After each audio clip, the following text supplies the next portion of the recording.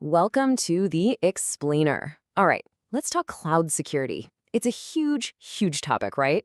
But today, we're not going to get lost in the weeds with crazy complex hacks. We're actually going back to the fundamentals. Why? Because you'll see it's the simple stuff, the basics, that trips up even the sharpest teams out there. Think of this as a crucial refresher on what really goes wrong in the cloud. So, just how fast can things go south?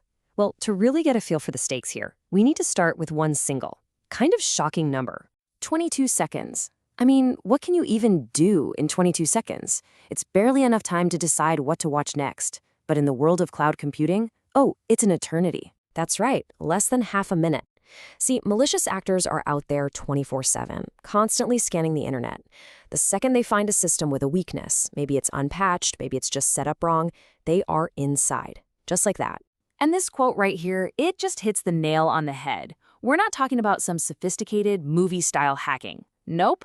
The vast majority of these breaches happen because of simple, preventable human error. And it all really stems from this massive misunderstanding about who's supposed to be handling security in the first place. And that leads us right into the biggest myth, the one that causes most of these security failures. So many people move to the cloud thinking, great, security is just part of the package now. They'll handle it. But let me tell you, that assumption is incredibly dangerous. The truth? It's a partnership, a total two-way street. Your cloud provider, whether it's AWS, Google, Azure, whoever, they absolutely handle certain parts of security. But you, the customer, are responsible for a whole lot of it too. Thinking they handle everything is kind of like leaving your front door wide open just because your city has a police department. It just doesn't work that way. Okay, so how do we get this straight? Luckily, there's a framework for this partnership. It's called the shared responsibility model, and it draws a really clear line in the sand about who does what. It works like this, and it's actually pretty simple. The provider is responsible for the security of the cloud.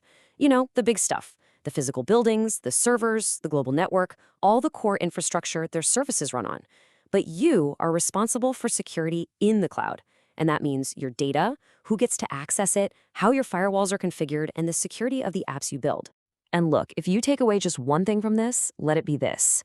No matter what kind of cloud service you're using, you are always, and I mean always, responsible for protecting your own data. Period. All right, so now that we're clear on our responsibilities, let's look at the biggest risks that fall squarely on our side of that line. Where do things actually go wrong?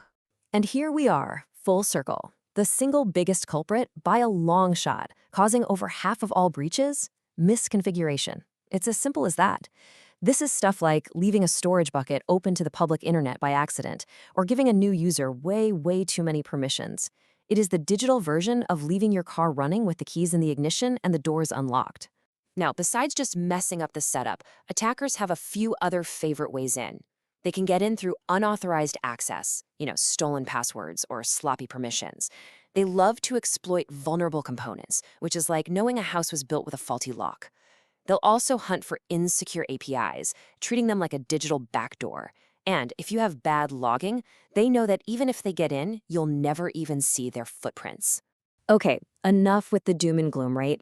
We see the problem, we understand our role in it, but fear isn't a strategy. So let's pivot from the problems to the practical stuff, the things you can actually do about it. Let's talk about your cloud security playbook. This playbook really just boils down to 4 fundamental non-negotiable actions. First, lock your digital doors.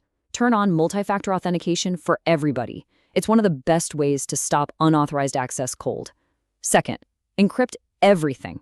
Your data should be protected when it's just sitting there and when it's moving across the network. That way, even if someone gets it, it's just gibberish. Third, grant minimum privileges.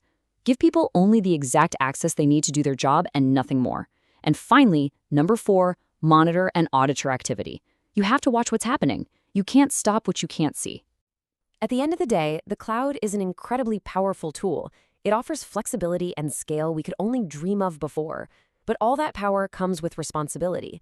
So the question isn't really, is the cloud secure?